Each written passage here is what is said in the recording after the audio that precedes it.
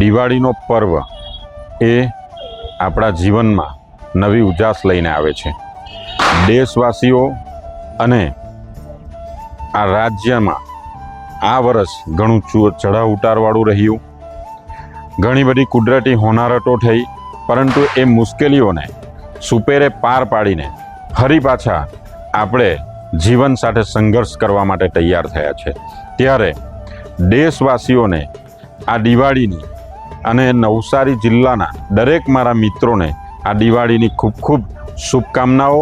આ દિવાળી સૌના જીવનમાં સુખ, સમૃદ્ધિ અને નવી ઉર્જા લઈને આવે એવી મારી શુભકામનાઓ।